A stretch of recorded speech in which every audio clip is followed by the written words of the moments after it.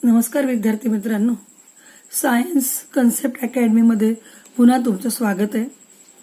बरे आहात ना? आता आपण पुढे जाणार आहोत अर्थ ग्रॅव्हिटेशनल ॲक्सलेशन. आपण मागच्या व्हिडिओत पाहिलं होतं ॲक्सलेशन इज इक्वल टू F/m. मग आता इथे जो ॲक्सलेशन आहे ते जेव्हा अर्थचं ॲक्सलेशन असतं त्याला स्मॉल जी हे अक्षर वापरत असतात. आणि फ्री फॉलची कन्सेप्ट पण आपण पाहिलीच आहे की जेव्हा एखादी गोष्ट व्हर्टिकल फेकली तेव्हा जेव्हा ती खाली येते आणि तिच्यावर इतर कुठलाही फोर्स काम करत नाहीये, फक्त अर्थचा ग्रॅव्हिटेशनल फोर्सच काम करतोय बरं का, तेव्हा ती सरळ सरळ खाली येते. तेव्हा त्या वस्तूचं मास किती आहे त्याचं काहीच महत्व नसतं. एखादी हलकी वस्तू आणि एखादी जड वस्तू एकाच वेळेस खाली येते हे आपण पाहिलेलं आहे. आता हे मासवर कसं डिपेंड नाहीये ह्यासाठी आपण पुढचे गोष्टी बघणार आहोत. आता इथे बघा, in free fall we learn that only earth acceleration works on a object. The force acting on a body result in acceleration. The acceleration due to gravity of earth is denoted by small g. मध्ये जी small जी ची value आहे, the value of small जी ही जी आपण काढतो ती फक्त अर्थच्या सरफेसशीच निगडीत आहे. जसं आपण अर्थच्या सरफेसच्या वर जाऊ तेव्हा पण त्याचा परिणाम वेगळा असेल, अर्थच्या सरफेसच्या आत जाऊ तेव्हा वेगळं असेल, आणि ते दोन्ही आपण पुढे बघणारच आहोत. आता आपण फक्त लक्षात ठेवू की व्हॅल्यू ऑफ जी म्हणजे काय. आलं का लक्षात? ॲक्सलरेशन. ॲक्सलरेशनला आपण स्मॉल ए वापरतो ऍक्च्युली, पण जे अर्थचं ग्रॅव्हिटीमुळे होणारं जे ॲक्सलेशन आहे त्याला स्मॉल जी हेच अक्षर वापरत असतात. आलं लक्षात? ओके. आता आपण ते मासशी कसं, बॉडीच्या मासशी कसं निगडीत नाहीये ते बघण्यासाठी आपण पुढचे फॉर्म्युले बघणार आहोत. आता बघा, आपण फॉर्म्युले पाहिलेले आहेत ते universal law of gravitation. F is equal to capital G capital M/A into small m. आता कॅपिटल M स्मॉल m असं का लिहिलं तर जे मास आहे अर्थचं त्याला आपण कॅपिटल M मानलंय आणि जो ऑब्जेक्ट किंवा बॉडी आहे त्याचा मास आपण स्मॉल m मानलंय आणि त्यांच्यातलं डिस्टन्स जे रेडियस r² घेतलंय याला आपण इक्वेशन 1 मानू. आता आपल्याला हा पण फॉर्म्युला माहिती आहे की force is equal to mass into acceleration. तुम्हाला मी बरंच सांगितलं होतं की आपण इथे ए ला जी मानणार आहोत, त्यानुसार F is equal to mg. इकडे आपण म्हणतो की F is equal to G capital M small m upon r² आणि इकडे F is equal to mg. याची लेफ्ट हँड साईड सेम आहे म्हणून ती पण side same. Therefore mg is equal to G capital G म्हणजे gravitational constant universal, capital M into small m upon r². M is get cancelled from both side. We get small g is equal to capital G capital M upon R. याचा अर्थ असा होतो की acceleration due to gravity on the earth surface. काय? On the earth surface. हे म्हणजे G into mass of earth upon radius of earth. एवढाच विचारात घ्यायचा आहे की वस्तूचं मास किती आहे त्याचा काही संबंध नाही. जसं आपण फ्री फॉलमध्ये पाहिलं होतं की फ्री फॉलमध्ये ऑब्जेक्टच्या मास काही परिणाम होत नाही. आता जी ची व्हॅल्यू काढताना आपण बघू. आपल्याला जी कॉन्स्टंटची व्हॅल्यू माहिती आहे कॅपिटल जी ची 6 into 6.67 into 10⁻⁻11 into 6 into 10⁻24 upon त्याची जी रेडियस आहे ती 6.4 इंटू 10⁻6 ब्रॅकेट स्क्वेअर. आणि याचं कॅल्क्युलेशन केल्यानंतर आपल्याला जी व्हॅल्यू मिळते ती 9.77 मीटर पर सेकंद स्क्वेअर आहे. आता ही जी व्हॅल्यू आहे तिला आपण ग्रॉसली 9.8 म्हणतो आणि बरेचदा फिजिक्समध्ये गणित करताना सोप्या पद्धतीने व्हावं म्हणून त्याला ग्रॉस कधी कधी 10 मीटर पर स्क्वेअर अशी पण व्हॅल्यू मानली जाते.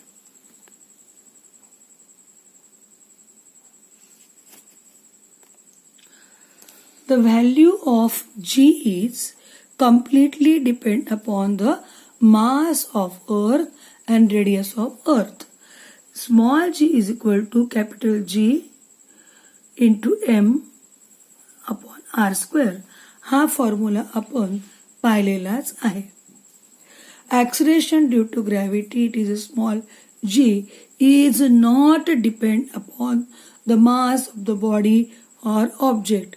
म्हणजे तुमचं ऑब्जेक्ट किती जड असो, हलका असो, कसंही असो, पण त्याचा उपयोग काही होतच नाही, त्याचा परिणाम होत नाही. कारण आपण इक्वेशनमध्ये पाहिलंय जे m1 आहे, small m is get cancelled by both side in a given formula.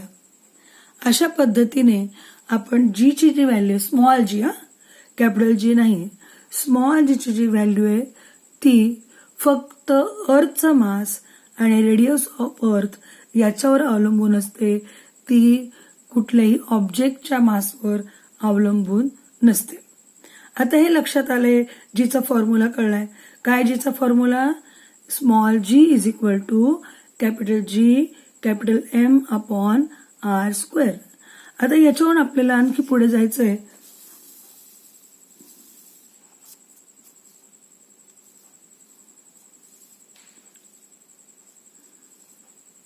आपल्या सोलर सिस्टीम मध्ये सूर्याभोवती बरेच प्लॅनेट फिरतात. मग आता हे प्लॅनेट फिरत असतात तर आपण अर्थची त्या दोघांमध्ये पण ग्रॅव्हिटेशनल फोर्स आपल्याला माहिती आहे की आपल्या संपूर्ण युनिव्हर्समध्ये ग्रॅव्हिटेशनल फोर्स ऍक्ट करतो. मग प्रत्येक प्लॅनेट किंवा प्रत्येक सॅटेलाइट, सोलर आणि अर्थ या सगळ्यांमध्ये ग्रॅव्हिटेशनल फोर्स आहेच. आणि जसं आहे तर जी कॅपिटल जी ची व्हॅल्यू आहे ती पूर्ण युनिव्हर्समध्ये एकच आहे, तो युनिव्हर्सल कॉन्स्टंट आहे. पण स्मॉल जी ची व्हॅल्यू ही त्या प्लॅनेटच्या किंवा त्या सॅटेलाइटच्या मास आणि रेडियसवर अवलंबून असते.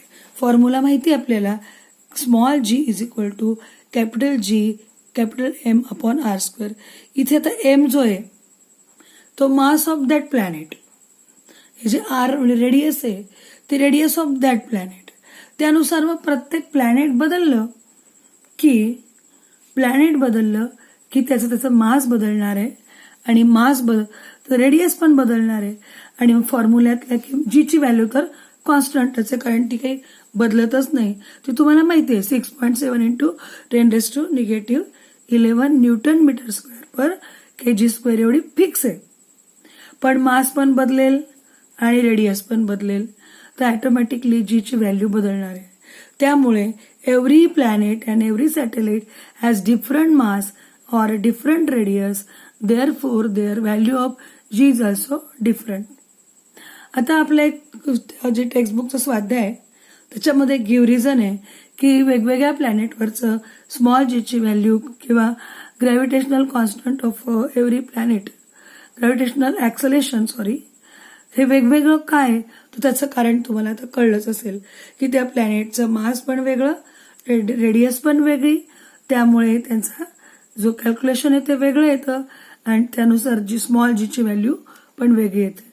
जर ते आपण कॅल्क्युलेट करून पाहिलं तर आपल्याला असं लक्षात येतं की जो मून आहे त्याच्यावरची स्मॉल जी ची व्हॅल्यू आहे ती आपल्या अर्थच्या 1/6 म्हणजे 1/6 पटीने छोटी आहे. आता आपण ते गणित रूपात पाहू. एक्झाम्पलकडे लक्ष द्या.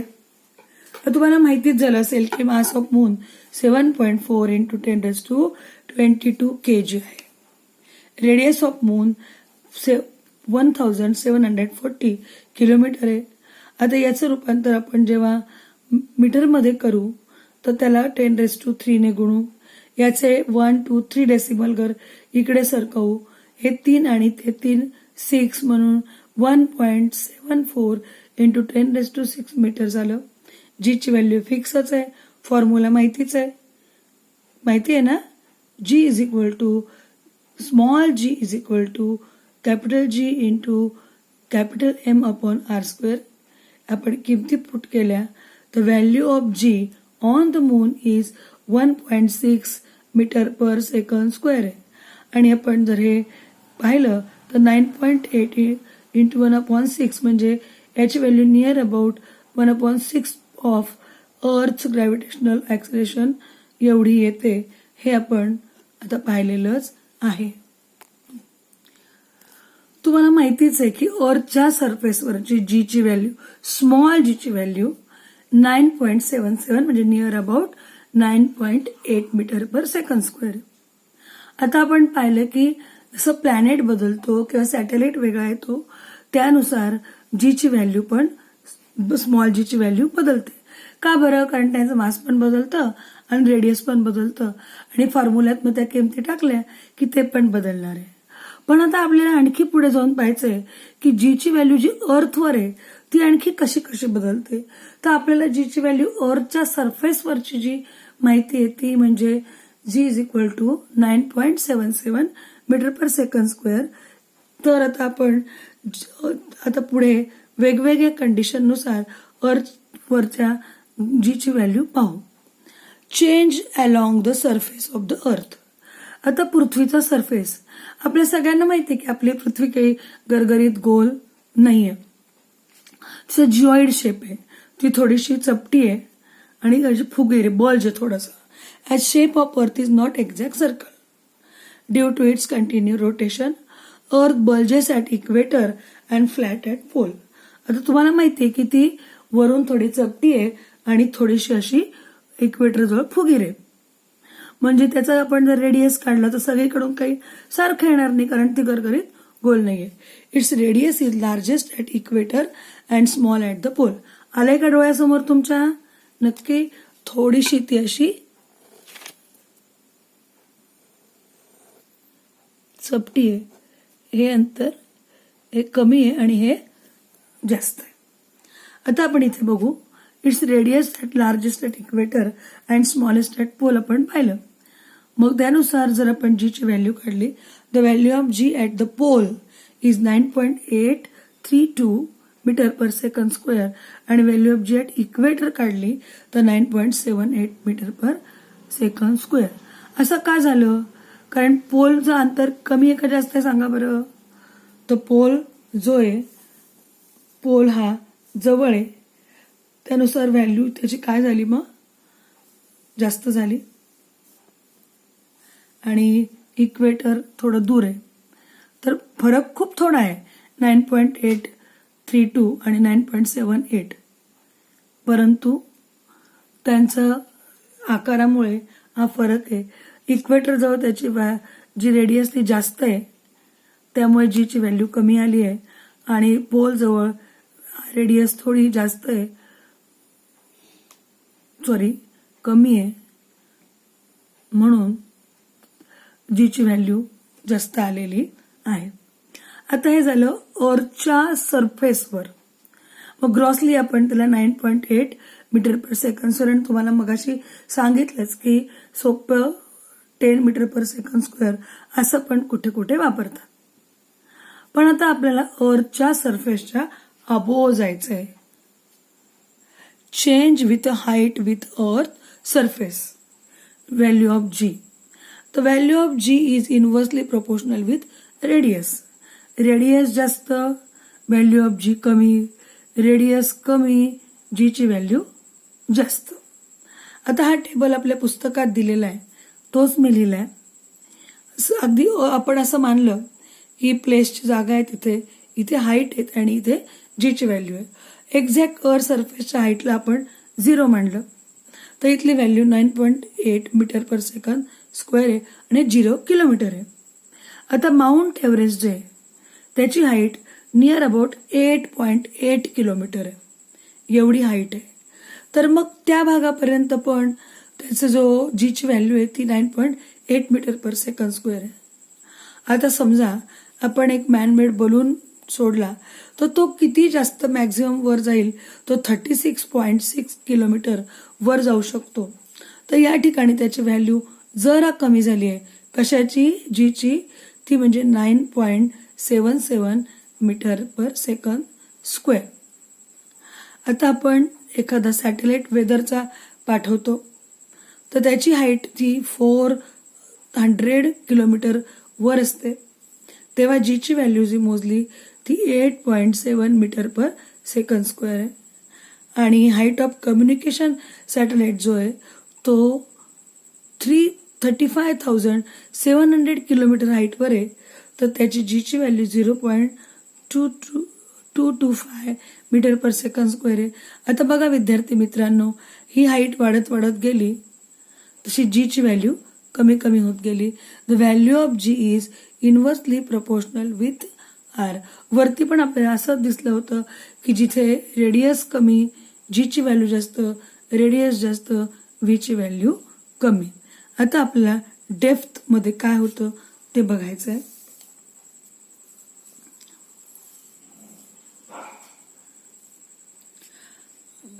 As we know, the value of G is inversely proportional to radius. As we go deep, if R decreases, value of G must be increased. But this is not happened. आपण आता पृथ्वीचा जर गोल विचार केला तर तिचं रेडियस जे आहे ती कमी होत जाणार आहे. मग रेडियस जर कमी कमी होत गेली तर जीची व्हॅल्यू तर वाढायला पाहिजे, पण तसं काही होत नाही. As radius decreases, automatically part of Earth which contribute gravitational force decreases, means M mass also decreases, and it combined result of change in radius and mass, value of G also increases. मग आपण gravitational constant जो law पाहिला होता त्याच्यामध्ये आपण काय पाहिलं होतं की value of G is inversely proportional with R. पण इथे तसं होत नाही. तर अर्थच्या सरफेसच्या खाली म्हणजे डीप इन द अर्थ हा नियम जो आहे तो थोडा वेगळा आहे, कारण इथे आपण रेडियस जशी जशी कमी होते तसं तसं मास पण कमी होतंय आणि दोघांचा एकत्रित परिणाम म्हणून जीची व्हॅल्यू कमी होत नाही, म्हणजे वाढत नाहीये तर ती कमी कमी होत जाते. असं का होतं ते तर आपल्याला बघायचंच आहे. पण आज जर आपण पाहिलं तर असं येते शेवटी त्याची value small G at the centre of earth जीची व्हॅल्यू 0 येत असते. आता आपण स्मॉल जीची व्हॅल्यू अर्थच्या सरफेसवर पाहिली, अपवर्ड पाहिली आणि डीप इन द अर्थ सुद्धा पाहिली. आता या फिगरकडे बघा, आपल्या लक्षात येईल ही जी गोल अर्थ आहे याच्या जो वरचा सरफेसचा भाग आहे तिथे याचा प्रभाव दिसणार नाही, पण जे पिवळं पिवळं शेडेड पार्ट आहे त्या भागावरच आपण हे डीप इन द अर्थ आहे तिथे आपण बघू. As shown in the figure QP is the distance inside the अर्थ ॲट द सरफेस. मग एवढ्या भागात जो आहे त्याची जीची व्हॅल्यू आपली नेहमी प्रमाणेच capital G capital M upon R square आहे. आणि इथे हा जी तर कॉन्स्टंट, M अर्थचं मास आणि R अर्थचं रेडियस. मग आपल्याला हे नेहमीसारखं आहे. कुठपर्यंत आपल्याला PQ इथपर्यंत, QP किंवा PQ. If P is rho, आता हा P सारखा दिसतोय पण ऍक्च्युअली हा रो आहे, त्याचं P सारखा आहे. तर याला रो वाचायचं आहे. तर rho is density of the earth. हा P सारखाच असतो. P म्हणजे rho is the density of the earth. मग rho is equal to mass upon volume. मग आपण व्हॉल्यूम तिकडे टाकल्यामुळे काय झालं, आपण साईड बदलली. Mass is equal to volume into density. आता अर्थचा शेप कसा आहे तुम्हाला माहिती आहे, कसा गोल आहे. आणि स्पिअरचा जो व्हॉल्यूमचा फॉर्म्युला आहे 4/3 पाय आर क्यूब. व्हॉल्यूमचा फॉर्म्युला टाकला, हे रो म्हणजे डेन्सिटी आहे. So mass of earth on the surface is वेगळ्या पद्धतीने लिहिलं तर 4/3 pi R cube into row. आता इथे आपण काय करणार आहोत, हे जे मास आहे हे आपण स्मॉल जीच्या फॉर्म्युल्यात टाकणार आहोत.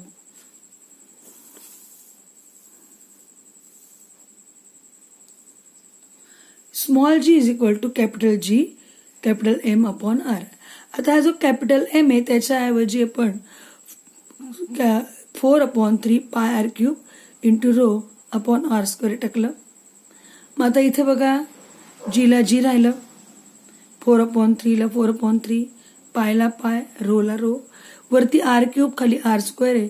आर क्यूब आणि आर स्क्वेअर मधून R square get cancel, we get only R. So small G is equal to 4/3 pi R capital G into rho म्हणजे डेन्सिटी.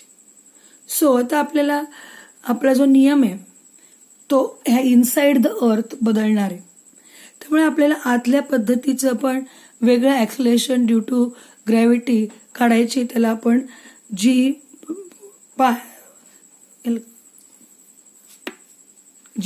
आता आपण असं मानू की आपल्या फिगरमध्ये जी पी पॉइंट आहे तो इनसाइड द अर्थ आहे आणि तिथपासूनच अर्थच्या ग्रॅव्हिटीत आतल्या दिशेने रेडियस डिक्रीज होते.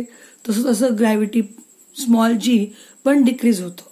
तर मग त्या डिस्टन्सला आपण R-D असं मानलंय, कारण पूर्ण रेडियस आर आहे आणि ते जे डिस्टन्स आहे OP ते DA वरचं PQचं डिस्टन्स D आहे, म्हणून OPचं डिस्टन्स आहे R-D. आणि मास इनसाइड ते M डॅश आहे, कॅपिटल M डॅश. आणि G dash is a gravity inside the earth, कारण ग्रॅव्हिटी ऑन द सरफेस म्हणजे स्मॉल जी आणि G dash is a gravity inside the earth. मग त्याचा फॉर्म्युला पण त्याच पद्धतीने येईल. G dash is equal to capital G M dash upon R-D bracket square. R-D का घेतलं माहिती आहे तुम्हाला?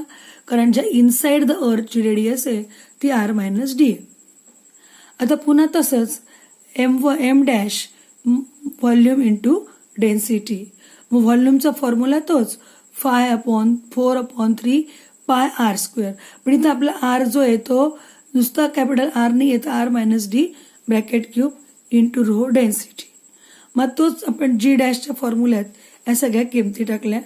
जी dash is equal to capital G in bracket आपण मासची व्हॅल्यू टाकलेली आहे इंटू रो अपॉन त्याचं जे रेडियस आहे ते R-D ब्रॅकेट क्यूब. मग इथे आपण सगळं घेतल्यावर सगळं गेट कॅन्सल होईल आणि म्हणजे R-D क्यूब खाली आहे आणि सॉरी इथे R-D स्क्वेअर पाहिजे. तर R-D क्यूब वर आहे आणि R-D स्क्वेअर खाली आहे, तर ते गेट कॅन्सल होऊन फक्त R-D उरेल आणि टोटल जी डॅशचा फॉर्म्युला मिळेल 4/3 pi in bracket R-D into G into rho म्हणजेच डेन्सिटी. हा दुसरा फॉर्म्युला. आता आपल्याला